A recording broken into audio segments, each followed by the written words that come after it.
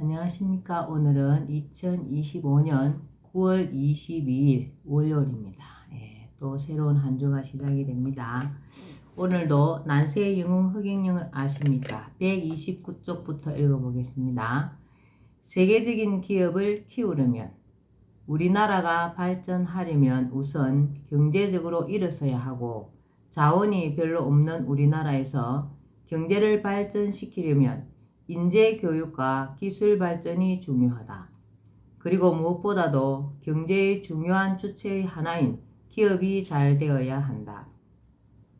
나는 양아버지 이병철 회장님을 성심껏 보필하면서 점차 기업 경영에도 참여하게 되었다. 나는 기업이 잘 되기 위해서는 경영자의 경영 능력이나 마인드도 중요하지만 경영자와 근로자가 서로 화합하여 회사를 잘 되게 하는 것이 관건이라고 보았다.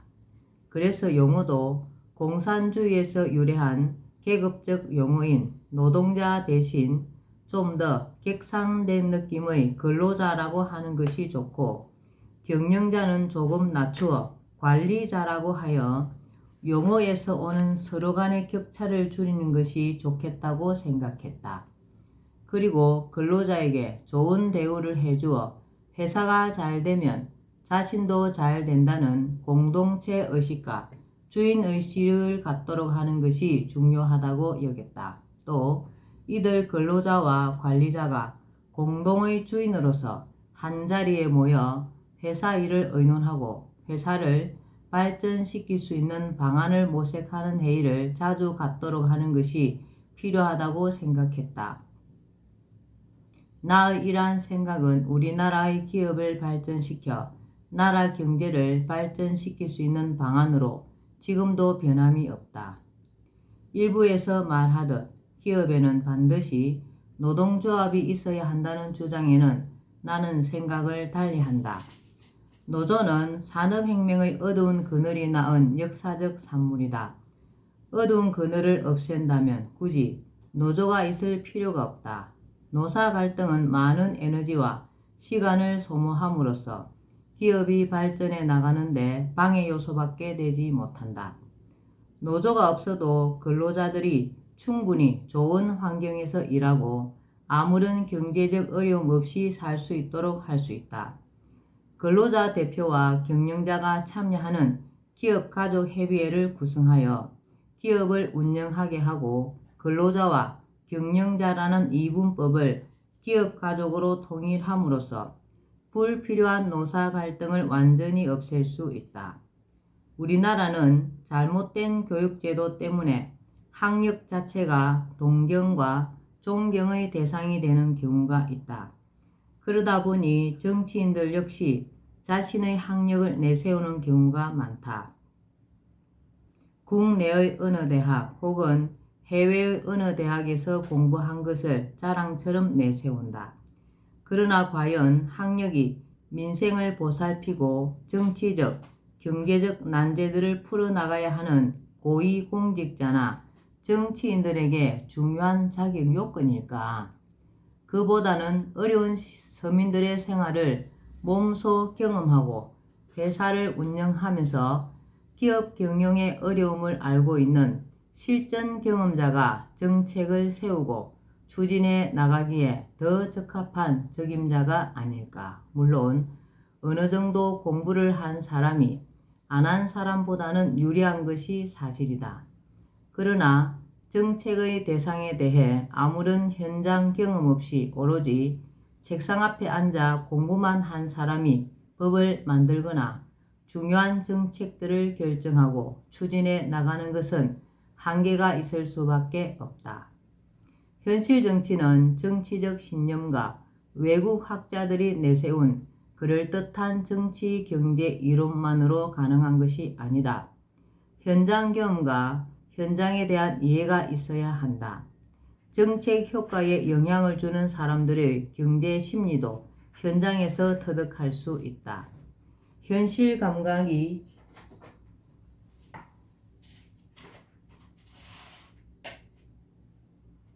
결여되면 정책 수립에 오류를 범하고 결과적으로 실정을 하게 되는 원인이 된다. 그러므로 정책을 수립하는 사람은 전문가뿐 아니라 정책의 대상이 되는 기업가, 국민의 다양한 소리를 경청해야 하고 현장을 직접 돌아다녀 보아야 한다. 정책을 결정할 때는 어느 한쪽으로 치우쳐서도 안 된다.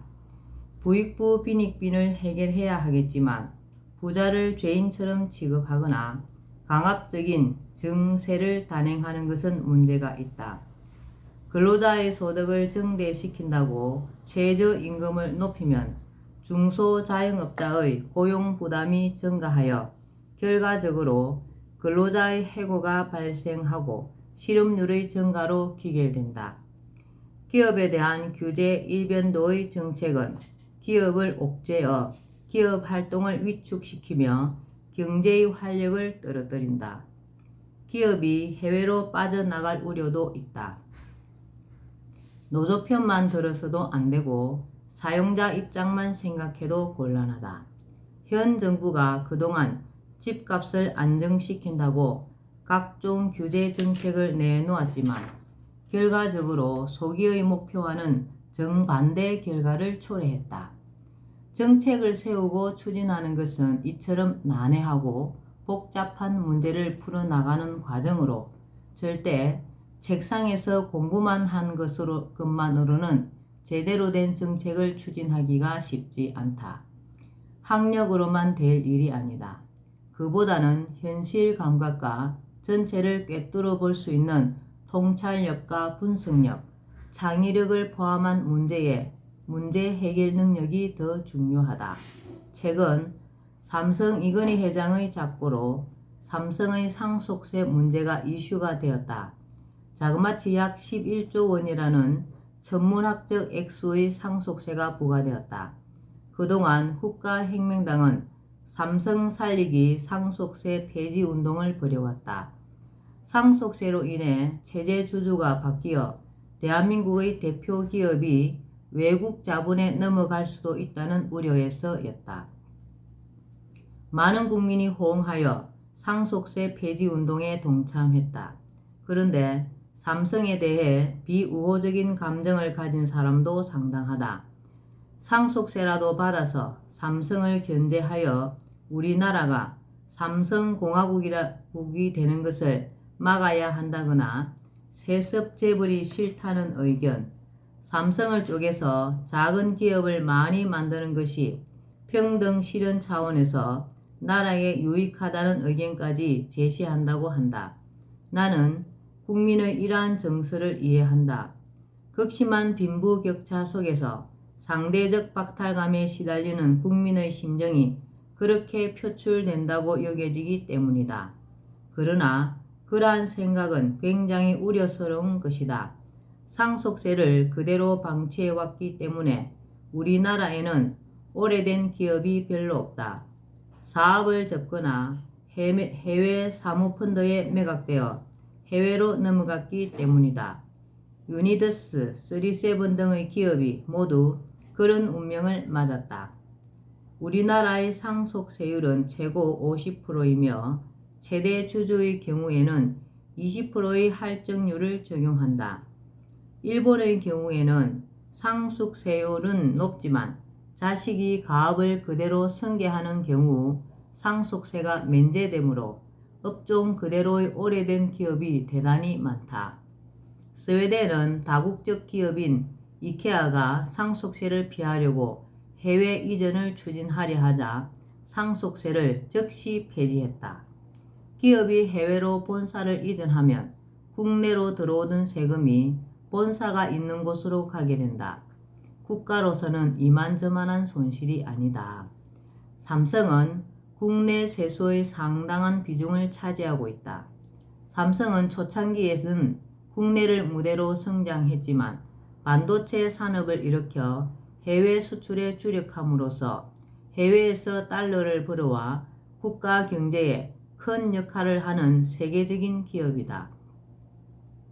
국내에서보다는 수출을 통해 해외에서 돈을 벌어오는 비중이 훨씬 높다. 세계 각지에서 돈을 벌어 우리나라에 세금을 내는 것이다. 삼성 브랜드는 대한민국을 대표하는 브랜드로 전 세계 사람들에게 알려져 있다. 삼성으로 인해 우리나라 이미지가 격상된다. 국가 경제 규모가 커지고 세수가 증가하는 것은 물론이다.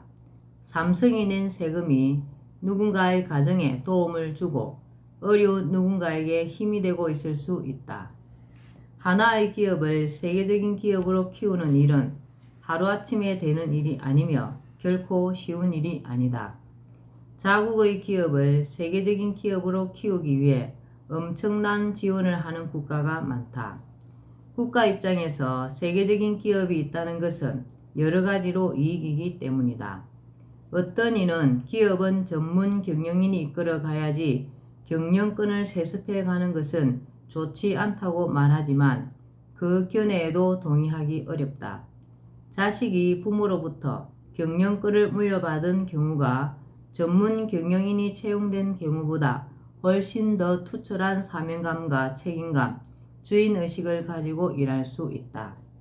전문 경영인으로 채용된 경우에는 급여를 받는 사람이기 때문에 아무래도 주인의식이 약할 수밖에 없다. 세습이라는 것에 거부감을 가질 필요가 없다. 솔직히 작은 사업이라도 자신이 열심히 노력해서 일군 것이라면 자손에게 물려주고 싶은 것이 인지상정이다. 규모가 크든 작든 인간의 이런 마음을 무시하는 것은 바람직한 태도가 아니다. 우리는 다른 사람이 잘 되는 것에 박수를 보낼 줄 아는 넓은 마음을 키워야 한다. 그런 마음으로 일을 하다 보면 내가 하는 일도 잘 되는 것이 세상 이치이다.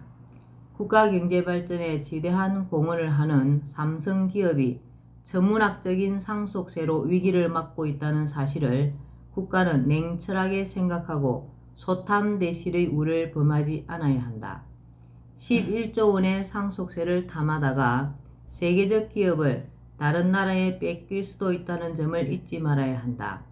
우리의 토종 기업이 외국 자본에 잠식되어 소유권을 잃을 수도 있는 위험을 안겨주는 상속세는 하루속히 폐지해야 마땅하다고 본다. 오늘은 여기까지 읽겠습니다. 오늘도 흑영령을 많이 부르고 알려서 하늘의 복을 짓는 행복하고 뜻깊은 날 되시기 바랍니다. 감사합니다. 흑영령.